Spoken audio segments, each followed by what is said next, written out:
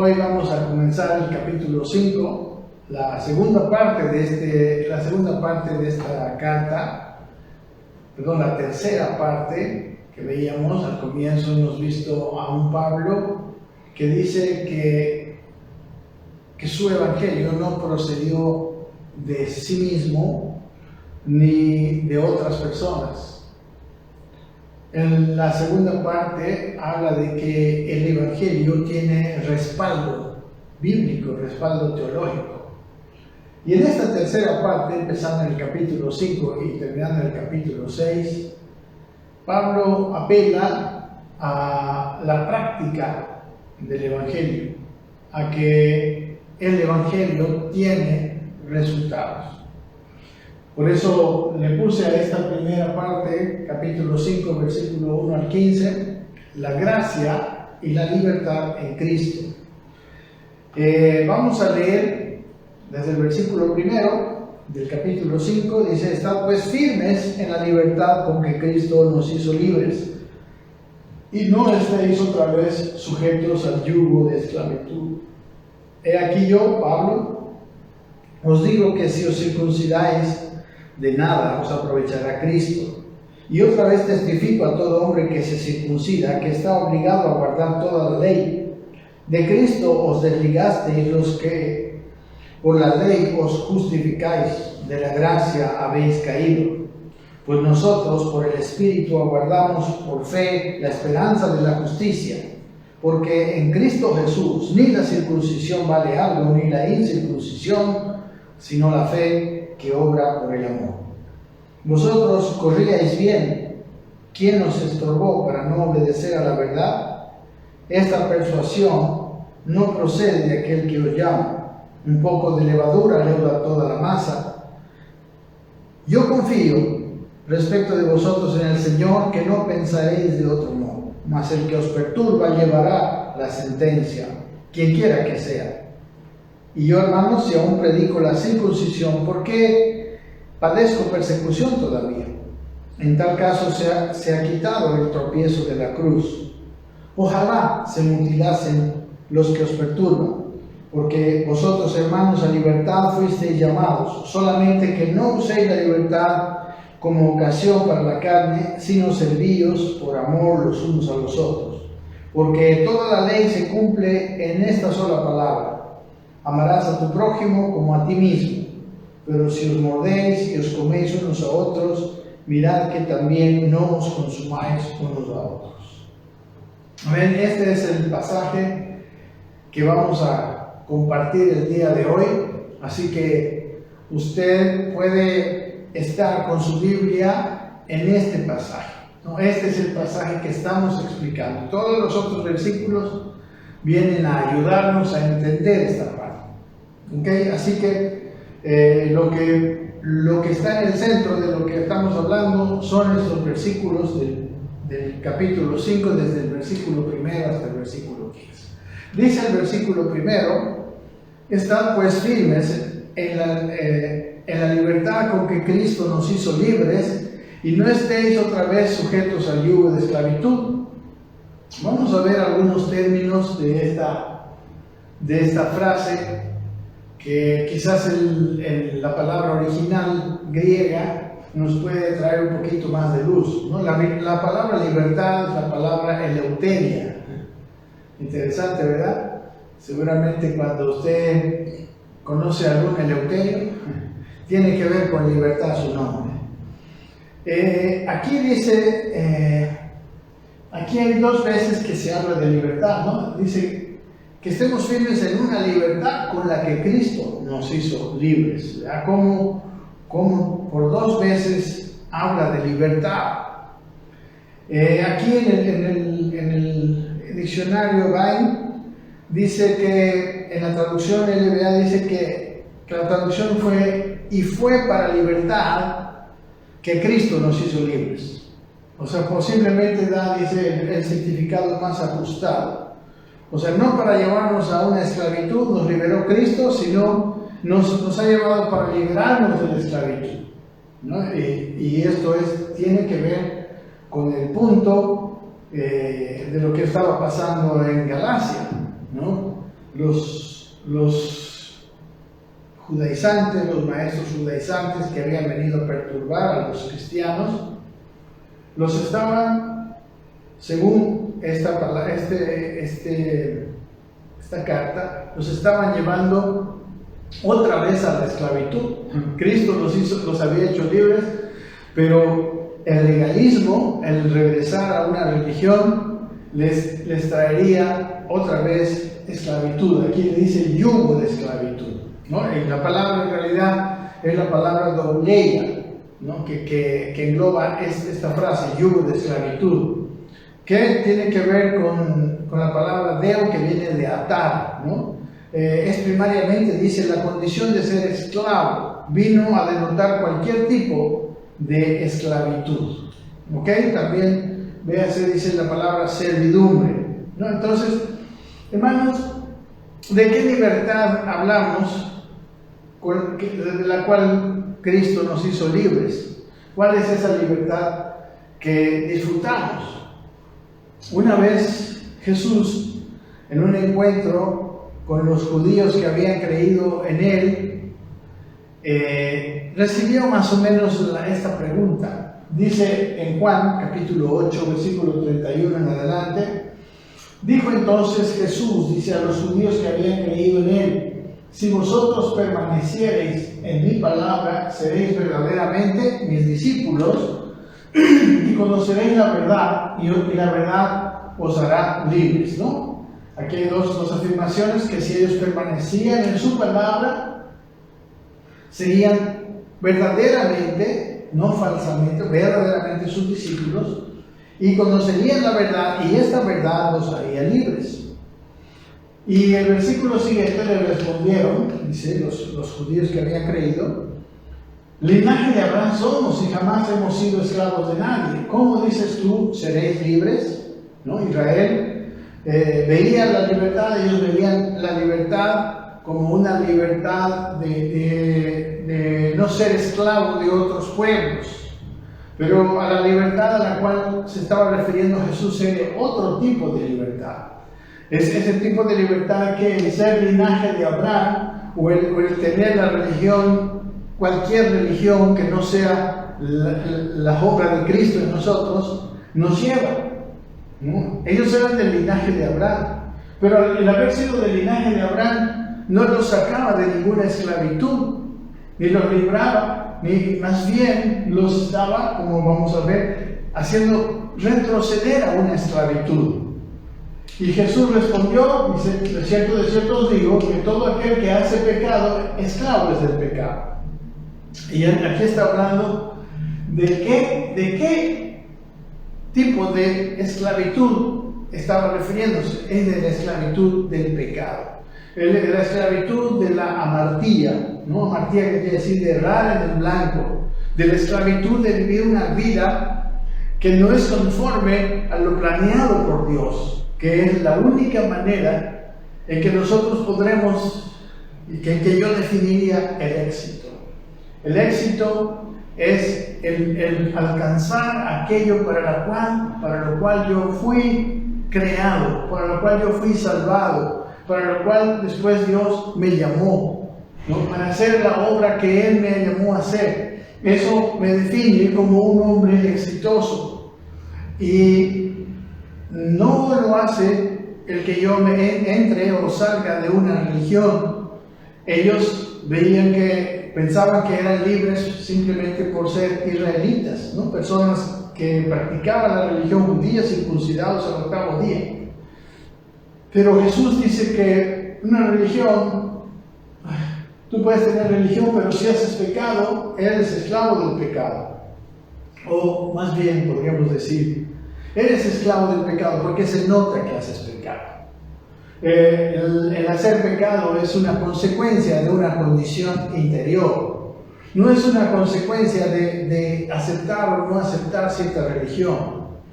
Dice el versículo 35, y el esclavo no queda en casa para siempre, el hijo sí queda para siempre. ¿Verdad? Los judíos, en realidad, por su esclavitud al pecado, quebraron su pacto con Dios. ¿no? Y por eso no quedaron para siempre. Pero el Hijo sí queda para siempre. Así dice, así que si el Hijo os libertare, seréis verdaderamente libres. Entonces, ¿qué libertad nos da el Hijo?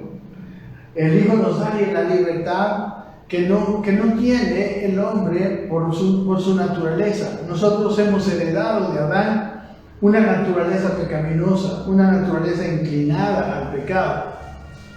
Y la obra de Cristo no solamente fue perdonar nuestros pecados, sino también sanarnos, librarnos de la propia naturaleza que es la que provoca el pecado, la que domina al hombre y al final lo lleva a pecar.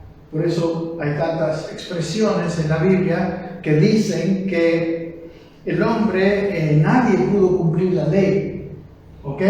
Entonces solamente si Cristo os libertare, seréis verdaderamente libres, no falsamente, no imaginariamente libres, no solamente con una libertad del Imperio Romano que había los esclavos y los libres, ¿no? Una persona incluso podía ser esclavo en una condición física, pero tener la libertad en Cristo porque no había pecado en su vida, porque había vencido al pecado en Cristo. En Romanos el capítulo 6 también Pablo aborda este tema y dice en el capítulo 6: no reine pues el pecado en vuestro cuerpo mortal, de modo que lo obedezcáis en sus concupiscencias, ¿verdad? Si el pecado reina, domina, entonces hay una esclavitud, ¿verdad? Y él dice que no era en vuestro cuerpo mortal, en vuestro paso por esta vida, en vuestro caminar y en vuestro cuerpo mortal, que no reine el pecado, que no domine, que no os esclavice el pecado, de modo que lo obedezcáis en sus concupiscencias, dice, ni tampoco, dice, presentéis vuestros miembros al pecado como instrumentos de iniquidad, sino presentaos vosotros mismos a Dios como vivos entre los muertos, y vuestros miembros a Dios como instrumentos de justicia. Miren qué interesante.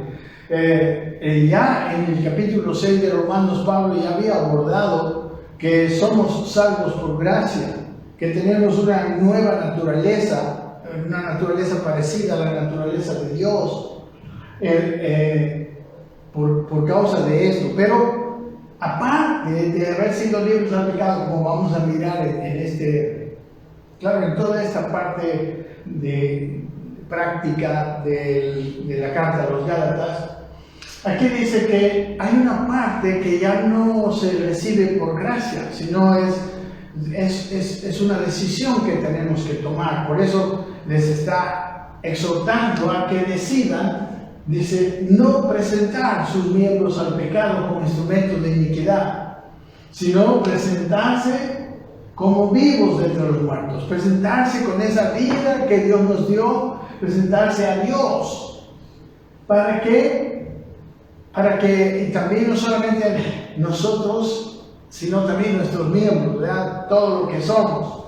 En este tiempo nuestros miembros naturales, nuestra lengua, nuestra mente, nuestras manos, como instrumentos de justicia, dice. Porque el pecado no se enseñoreará de vosotros, pues no estáis bajo la ley, sino bajo la gracia. El pecado no se va a enseñorear de nosotros. Aquí no va a ser nuestro dueño, nuestro amo. No vamos a caer en la esclavitud, porque no estamos bajo la ley, sino bajo la gracia. El pecado no tiene dominio sobre nosotros, porque Cristo primero nos perdonó y en segundo lugar nos dio una naturaleza espiritual. Versículo 5 dice: ¿qué pues? ¿Pecaremos porque no estamos bajo la ley, sino bajo la gracia?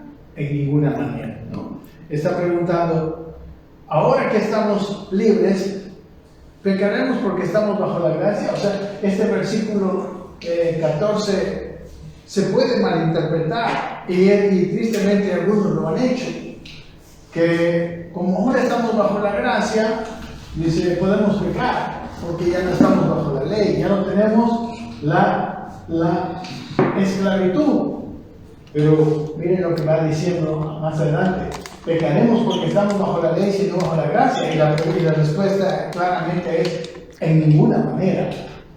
Dice: ¿no sabéis que si os sometéis a alguien como esclavos para obedecerle, sois esclavos de aquel a quien obedecéis? Sea del pecado para muerte o sea de obediencia para la justicia. Nosotros, amados hermanos, debemos entender que nuestra sumisión, la sumisión de los que no conocen a Cristo, es una situación natural. Nuestra sumisión ya es voluntaria, por eso es que ahora somos libres. Pero en nuestra libertad nosotros podemos decidir obedecer al pecado. Y el obedecer al pecado nos va a traer otra vez, como dice aquí, una esclavitud, porque nosotros somos esclavos de aquello a lo cual obedecemos. Y dice: si obedecemos al pecado es para muerte, o si obedecemos a Dios es para justicia. Pero dice el versículo siguiente: gracias a Dios que aunque erais esclavos del pecado, habéis obedecido de corazón a aquella forma de doctrina a la cual fuisteis entregados. Les dice que se han sometido a la enseñanza, ¿verdad?, a la cual fueron entregados, y dice: y libertados del pecado, vinisteis a ser siervos de la justicia, ¿no? Cuando somos libertados del pecado, podemos nosotros servir a la justicia, ¿no?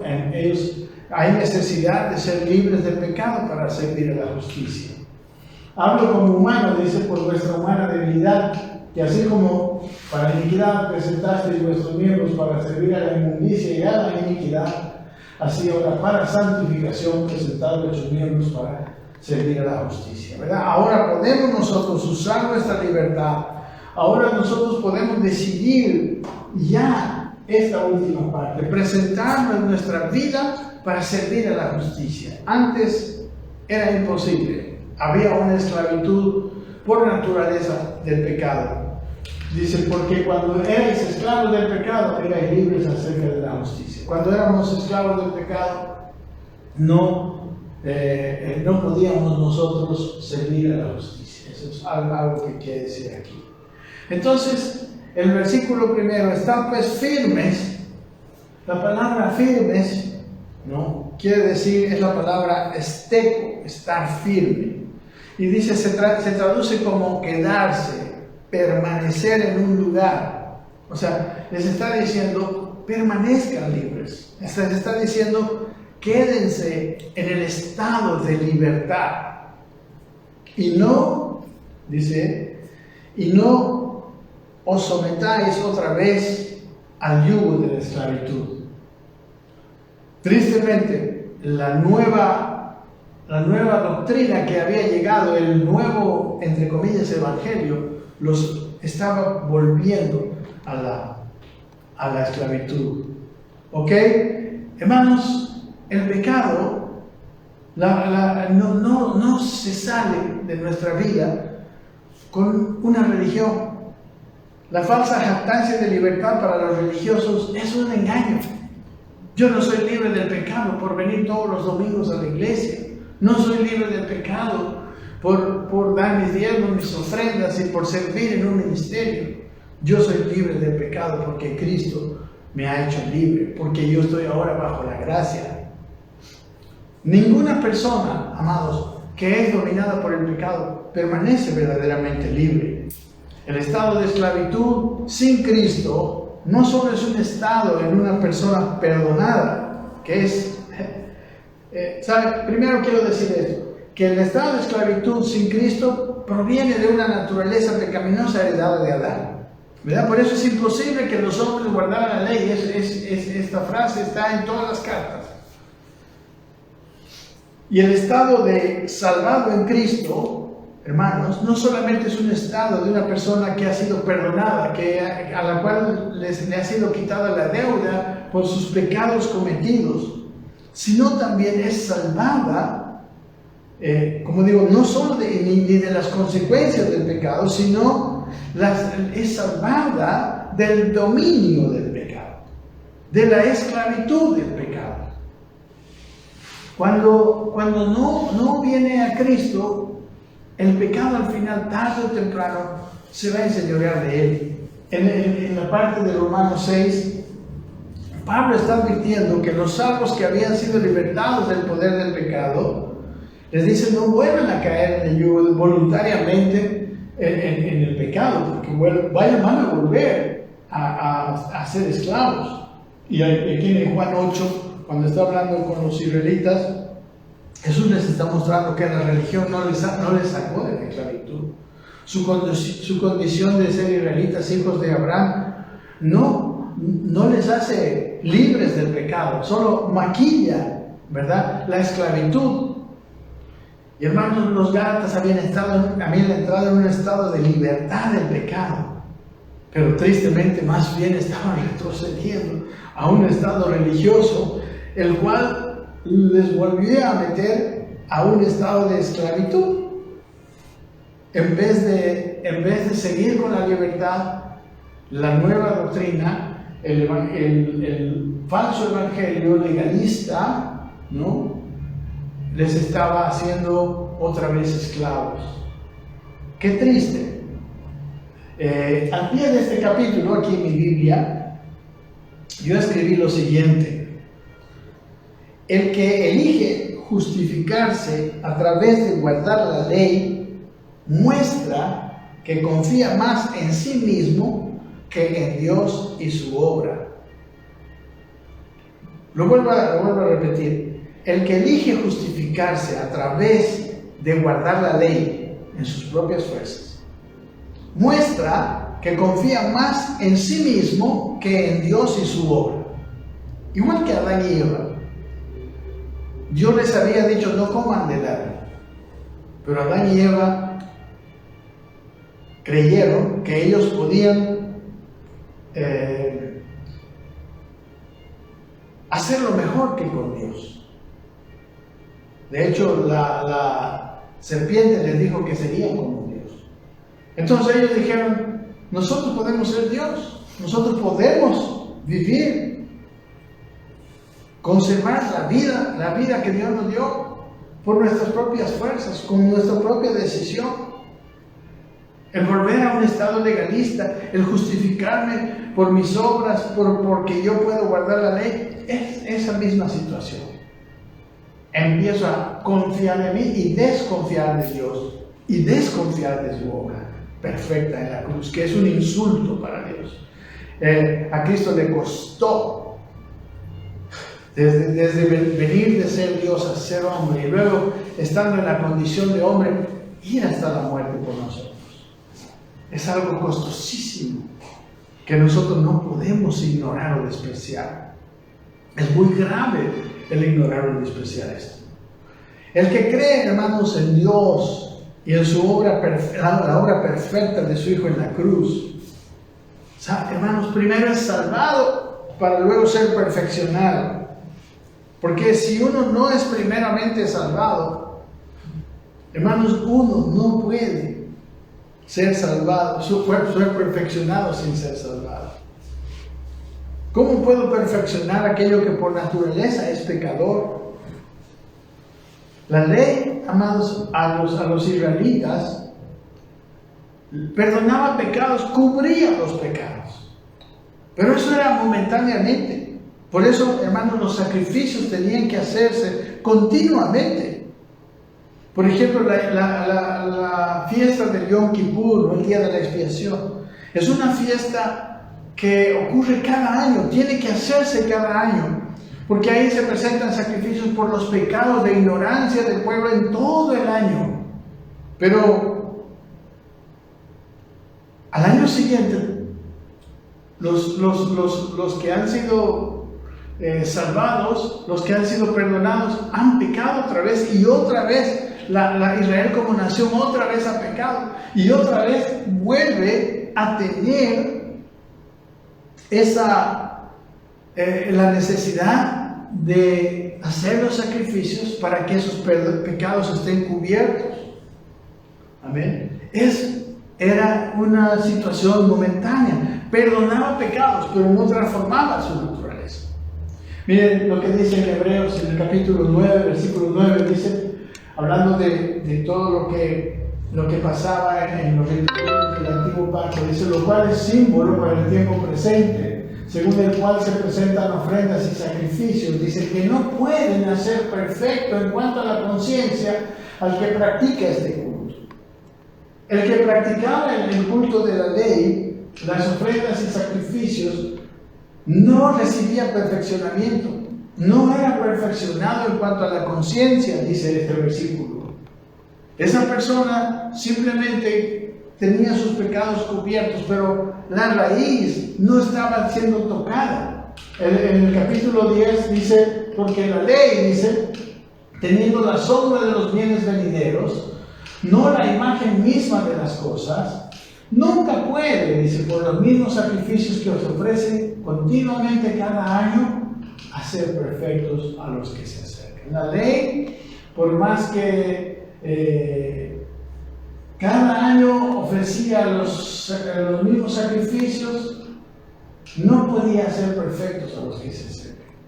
Porque era una sombra, una imagen. La ley es la foto. La gracia es la persona. Usted puede tener una foto de alguien, pero es muy diferente tener a ese alguien, ¿verdad? Usted puede tener la foto de su novia, pero no es lo mismo que estar con su novia. Usted puede tener la foto de sus hijos, pero no es lo mismo estar con sus hijos. La ley era una sombra, una foto. El versículo 2 dice, de otra manera, cesarían de ofrecerse. O sea, estos mismos sacrificios, como les decía anteriormente, se tienen que ofrecer continuamente. ¿Por qué? Porque la persona no es sanada del pecado. El pecado no es arrancado de raíz. Cosa que sí es hecha por la gracia. Entonces dice, si los pecados hubieran de una vez, si el pecado de una vez hubiera sido arrancado, dice, los sacrificios cesarían de ofrecerse, pues los que tributan este culto, dicen, limpios una vez, no tendrían ya más conciencia de pecado. Pero en estos sacrificios cada año se hace más bien memoria de los pecados, porque la sangre de los toros y de los machos cabríos no puede quitar los pecados. La ley no puede llegar a quitar los pecados. Los sacrificios que proclama la ley, que manda hacer la ley, son simplemente una sombra, una figura del sacrificio perfecto que fue el sacrificio de Cristo. Más adelante en el versículo 11 de este mismo capítulo 10 dice, y ciertamente dice, todo sacerdote está día tras día ministrando y ofreciendo muchas veces los mismos sacrificios que nunca pueden quitar los pecados. Los sacrificios ofrecidos bajo la ley no pueden quitar los pecados. Bajo la ley una persona sigue siendo esclavo, no tiene la libertad que tiene el que recibe a Cristo y nace de nuevo a una nueva naturaleza, y ahora tiene en su vida la naturaleza de Dios también.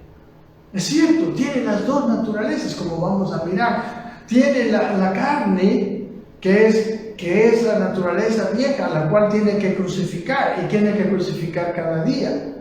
Y el espíritu, que es la nueva naturaleza, la cual tiene que poner del trono, a la cual tiene que alimentar, a la cual tiene que alinear su mente, sus emociones, para terminar siendo, por la obra de Cristo, perfeccionado. Dice el siguiente versículo 2, he aquí yo, Pablo, les dice, os digo que si os circuncidáis, de nada os aprovechará Cristo. La palabra aprovechar, la palabra ofeleo, que quiere decir ser útil, beneficiar. O sea, de nada os servirá Cristo, de nada os será útil Cristo. ¿Por qué? Porque el circuncidarse era la ceremonia, por ejemplo, de iniciación de los prosélitos, ¿no?, para convertirse en judíos.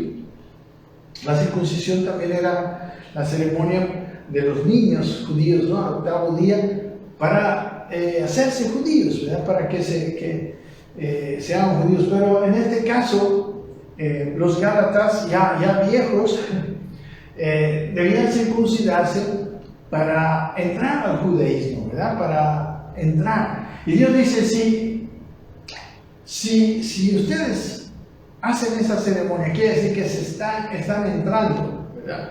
Es una ceremonia de la ley. Es una ceremonia de compromiso con las figuras y sombras de las verdades espirituales que han sido cumplidas en Cristo. ¿Cómo puedo yo comprometerme con la foto de mi esposa, teniendo a mi esposa?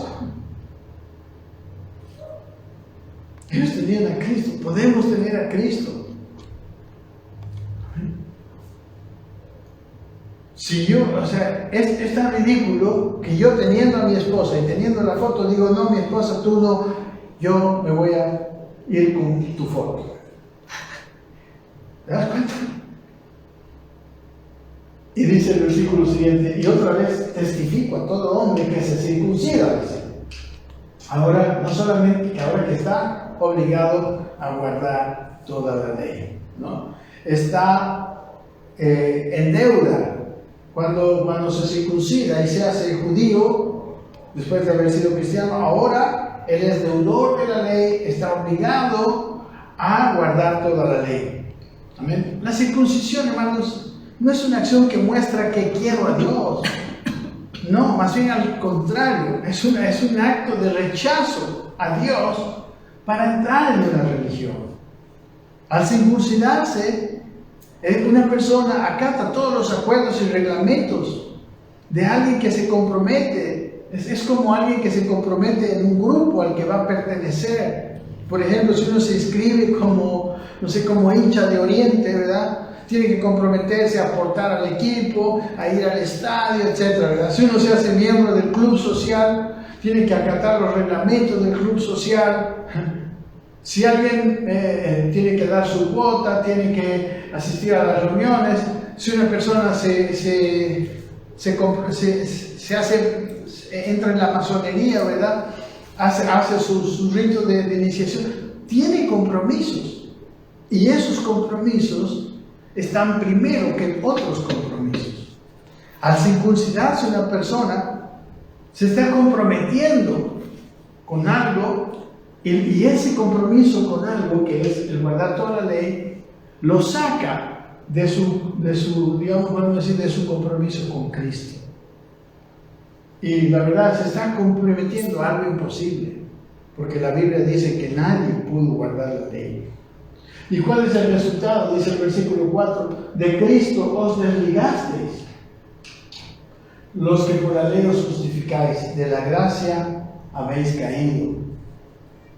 Miren que los que se han metido con la ley, dice, los que se justifican por cumplir, ¿no?, voluntariamente y en sus propias fuerzas todos los reglamentos de la ley, dice, se desligan de Cristo. La palabra desligaste y la palabra catargeo, que quiere decir reducir a ineficacia o a inactividad, ¿no? Viene de cata, abajo, inactivo, se inutiliza.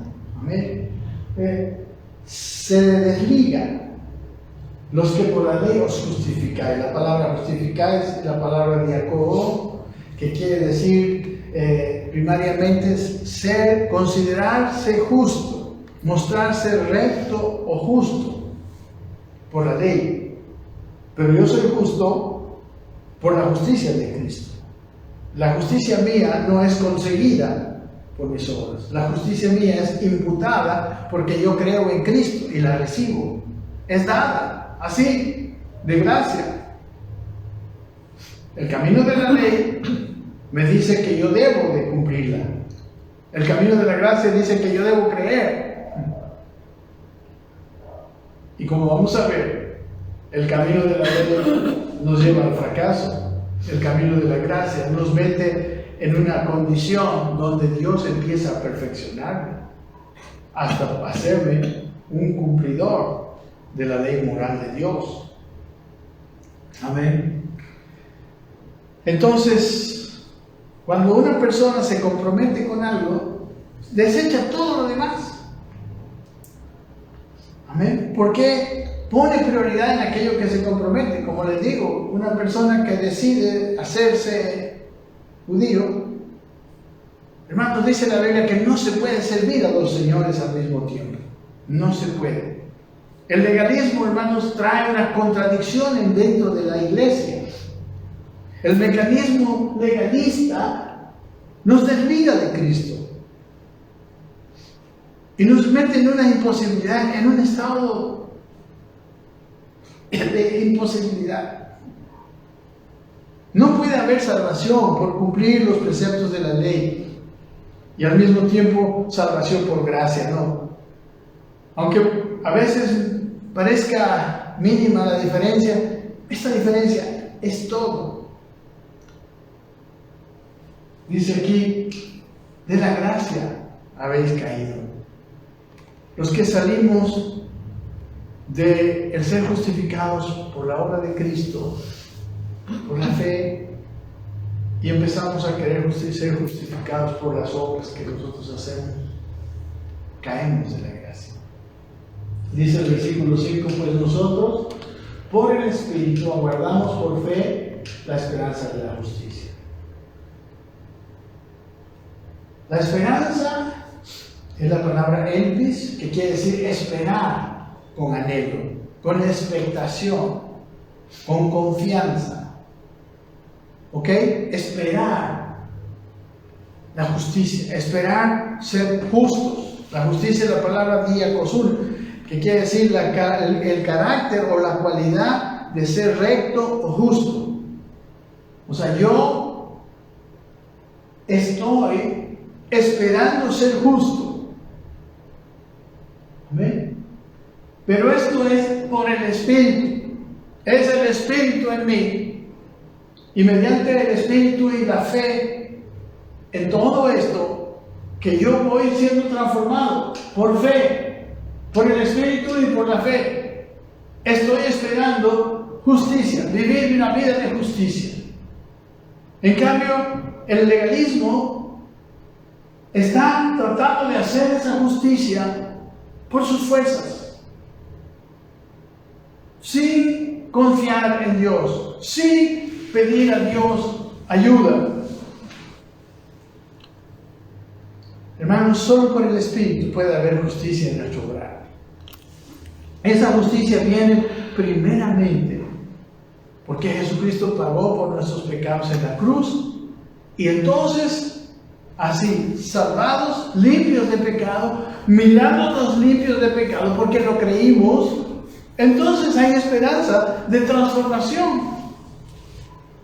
Si yo no me veo justo por la obra de Cristo, o sea, o limpio, o limpiado, podemos decir más propiamente, si yo me veo sucio, no podré ser transformado. Si yo me veo limpio, sí puedo seguir adelante. Primero viene la salvación, primero viene la limpieza, luego vendrá la transformación. El camino de la ley es un camino distinto. Espero que lo vean. Dice el versículo 6, porque en Cristo Jesús ni la circuncisión vale algo, ni la incircuncisión, sino la fe que obra por el amor. No son los actos religiosos, ni circuncidado ni no circuncidado es importante. Lo importante es que tenga fe, y una fe que obra por el amor. ¿Por qué obra por el amor? Porque por medio de esa fe Él me ha dado su naturaleza, me ha dado su espíritu. Y ustedes saben, como dice más adelante, que el fruto del espíritu es amor. Y empiezo a vivir por amor, y empiezo a mirar a las personas con amor.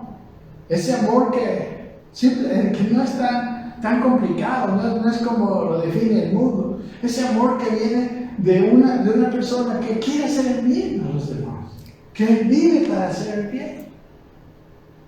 Muy contrario al espíritu de este mundo, que las personas viven para aprovecharse de los demás, para ver qué le pueden sacar a los demás. El amor es simplemente esa otra manera de ser, esa otra manera de ser que está viendo cómo puedo ayudarle, cómo puedo hacer, y especialmente la mayor ayuda, hermanos queridos, a alguien es en su eternidad, es en esa transformación que cambia la vida entera. Todas las otras bendiciones que vienen a una naturaleza caída, a una persona con naturaleza caída, no son más que placebos, cosas momentáneas. Pero lo que nosotros buscamos es que las personas sean transformadas por dentro. Y eso es gratuito. Simplemente tienen que creer en Cristo. Y ahí estamos nosotros. Cuando vemos con amor a una persona, eso es lo primero, lo más importante que queremos de esa persona. Esa fe, esa creencia que nosotros nos ha transformado, también le ayuda a las otras personas. Hermanos, circuncisión no tiene efectos salvíficos, no transforma el alma, marca el cuerpo y simplemente es como una marca que denota mi compromiso, no me trae fuerza para cambiar. El cambio tiene que venir desde adentro. No puedo vivir venciendo continuamente al pecado cuando mi naturaleza me estira al pecado. Llegará un momento, puedo hacerlo, puedo vencer ocasionalmente el pecado, pero llegará un momento en que me canso, la naturaleza gana. Y miren, lo más triste de los Gálatas es que dice Pablo, vosotros corríais bien. Ustedes estaban bien, estaban caminando bien. ¿Quién nos estorbó para no obedecer a la verdad? La palabra estorbo es la palabra incopto. ¿Quién nos cortó? Quiere decir, ¿quién les impidió el paso? Esa es la palabra estorbo. ¿Quién les impidió? ¿Quién se puso como una barrera en su camino? Hermanos, para los Gálatas esto es más grave que para los incrédulos, para cualquier hombre que no conoce a Cristo, porque ellos ya habían conocido, habían experimentado la paz de Dios en su corazón, las maravillas, como hemos visto, del mundo espiritual.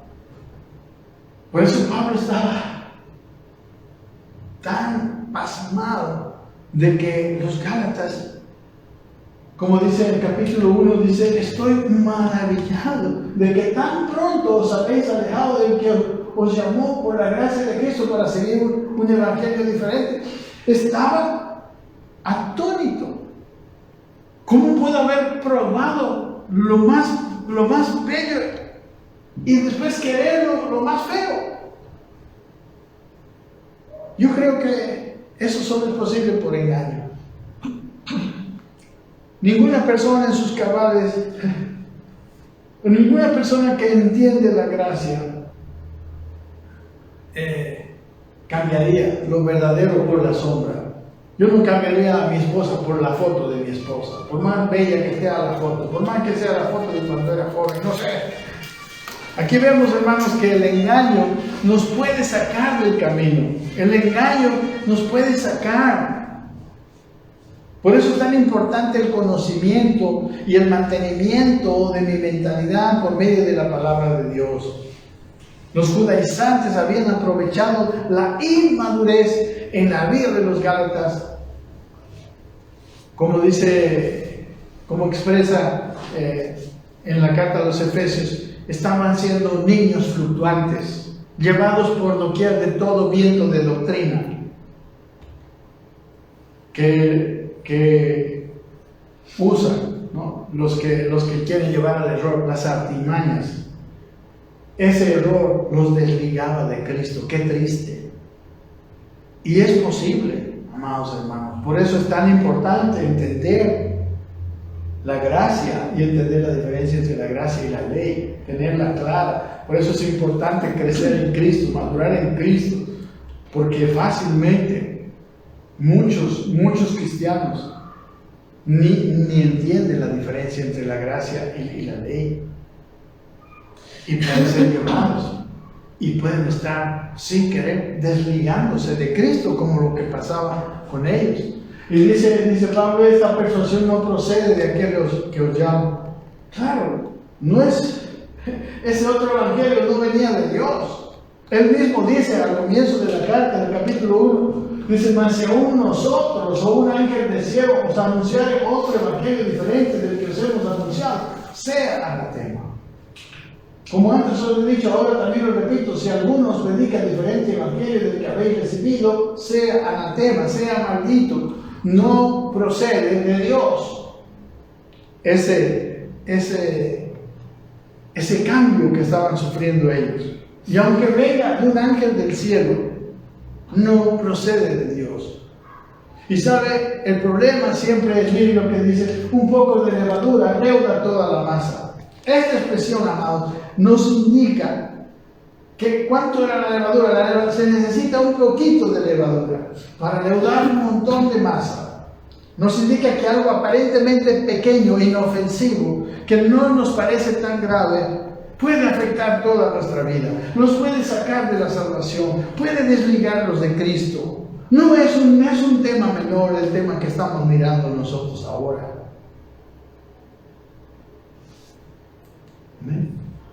Dice el siguiente versículo: yo confío respecto de vosotros en el Señor, dice, que no pensaréis de otro modo.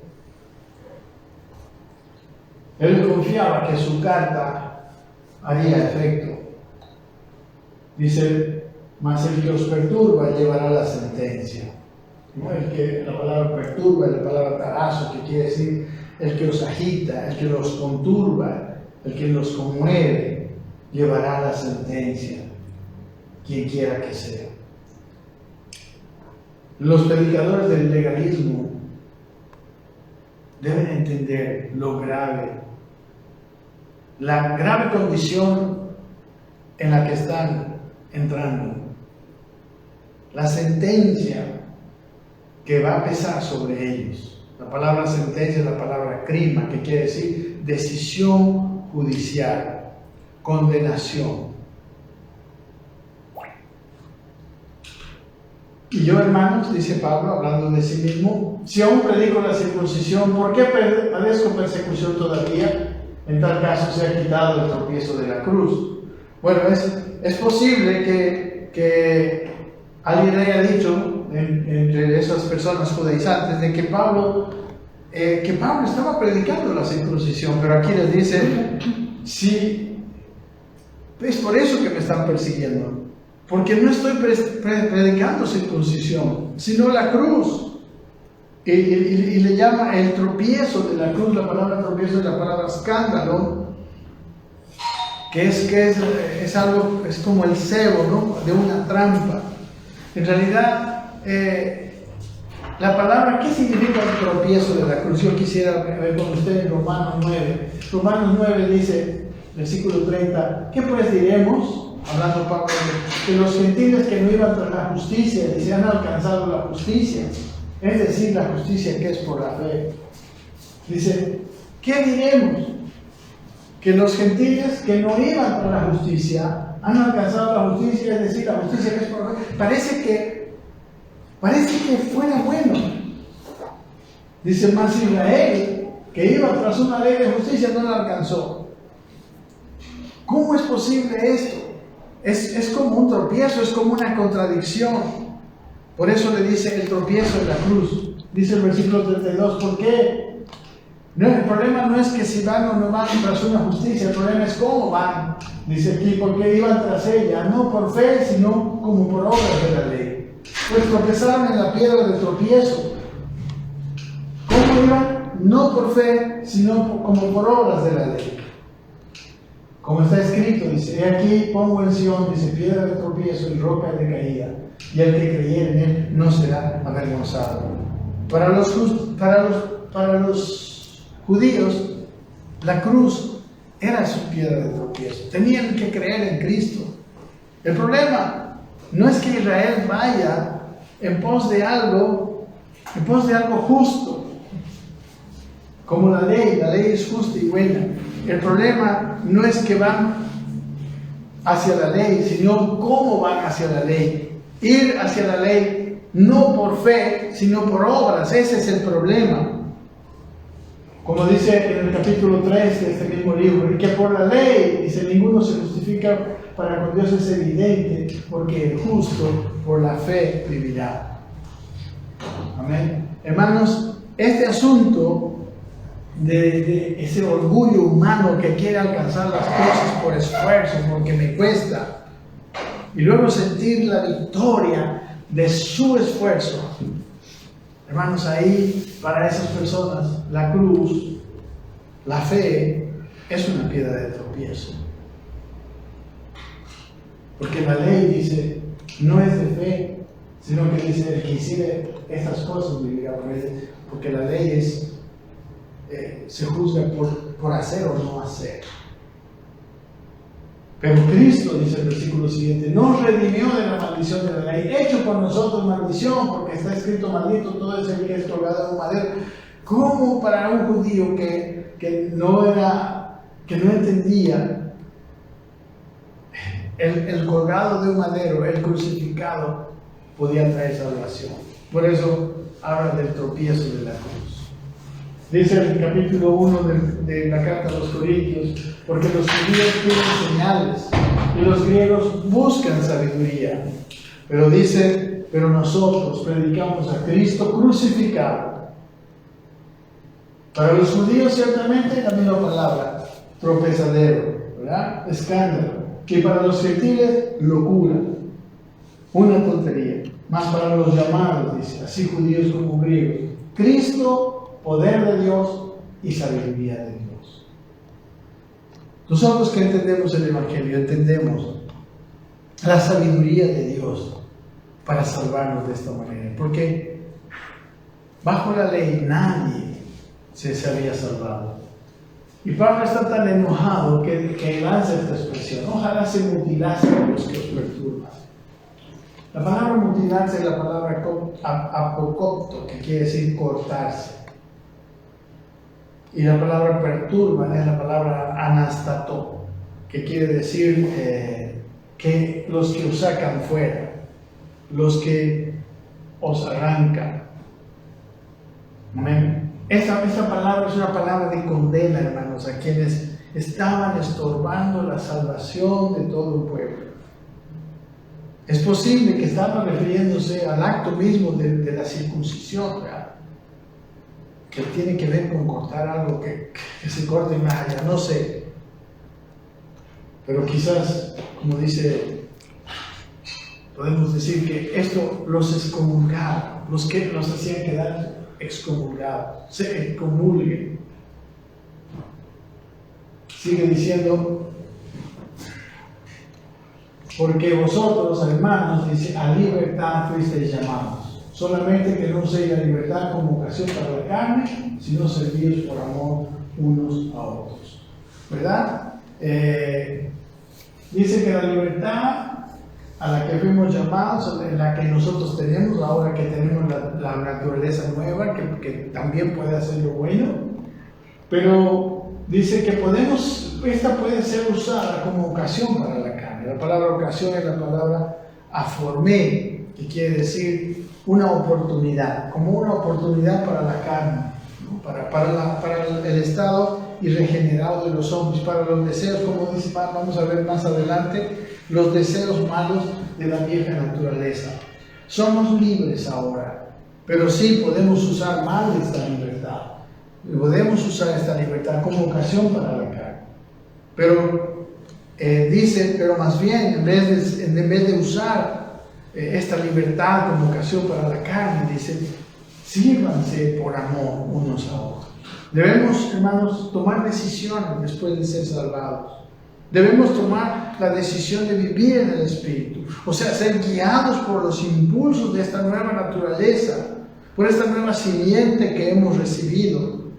Y tenemos que decidir no satisfacer los deseos de la carne, porque la carne todavía está en nosotros y todavía está oponiéndose a una vida santa. Y es necesario que tomemos la decisión de ser guiados por los impulsos del Espíritu, que son amor, gozo, todo eso, fortalecer la vida del Espíritu y negarle expresión a los deseos de la carne. Como vamos a ver un poquito más adelante, en los siguientes versículos 16, dice: digo pues, andad en el Espíritu y no satisfagáis los deseos de la carne.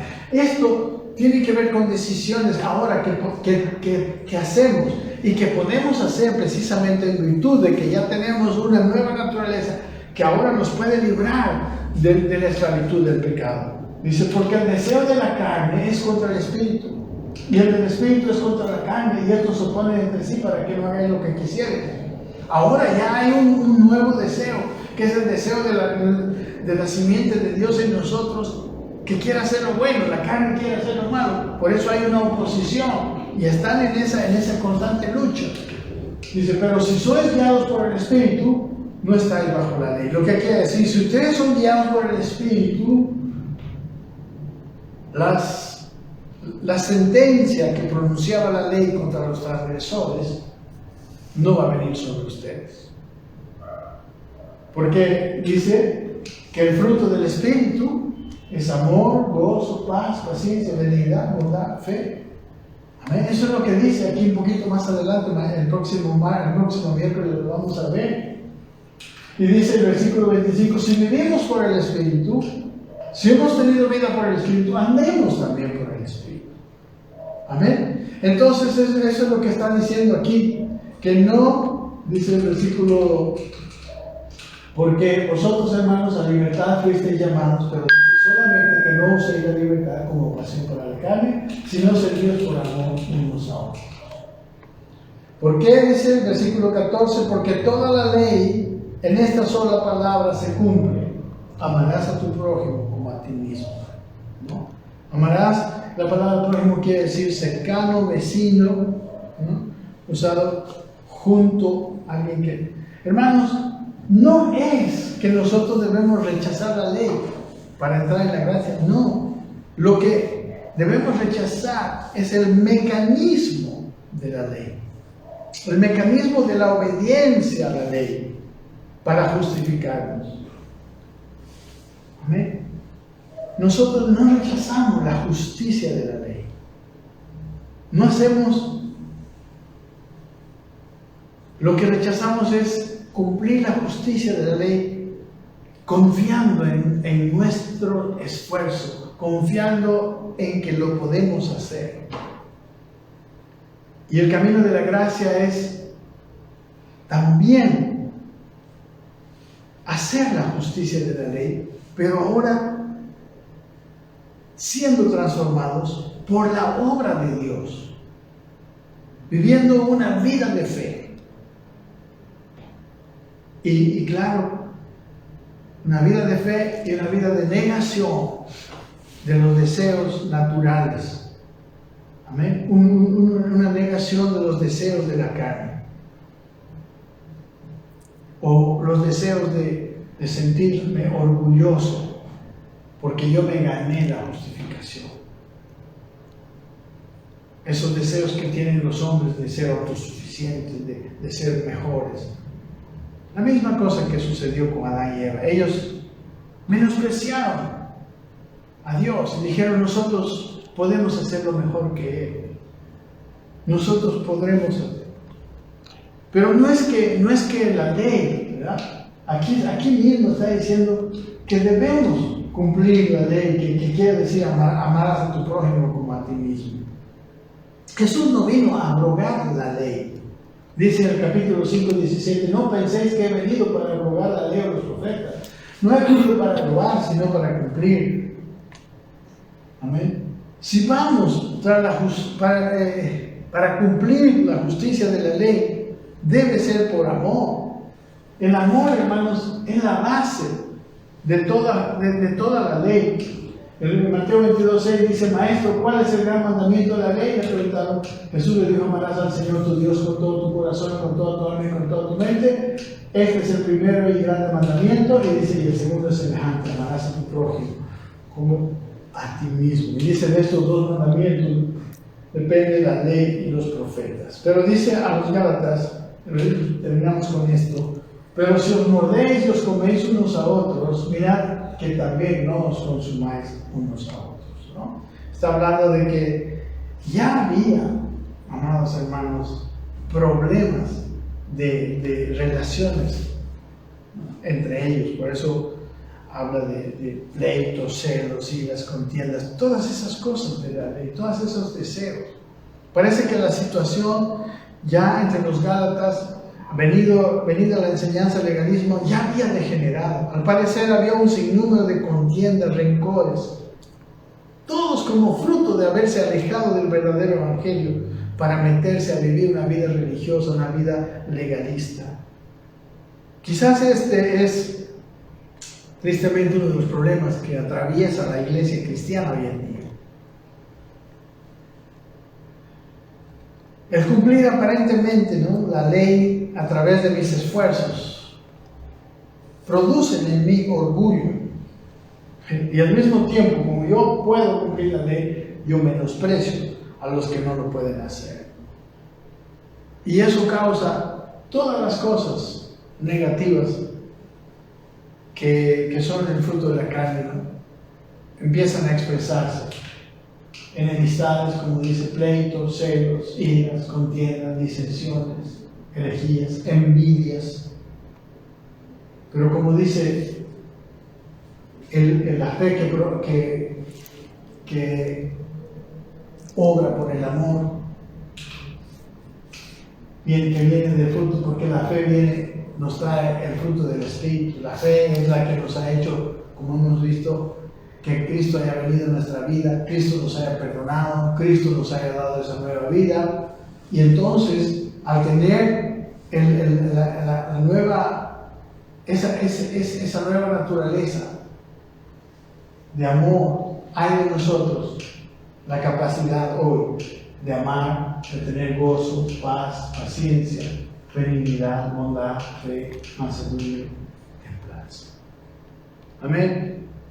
Bien, mis hermanos, creo que nos hemos pasado un poquito de la hora. Un abrazo para todos ustedes y venimos el próximo día miércoles a seguir con el versículo 16 hasta terminar el capítulo 5. Y ya estamos cerca de terminar la carta. Un abrazo, que Dios me los bendiga y que esto que estamos hablando, esto que estamos mostrando, pueda traerles esta luz. Y quiero decirles, no es cosa menor, no es cosa menor. Y tampoco es una cosa fácil de hacer, el despojarnos del legalismo.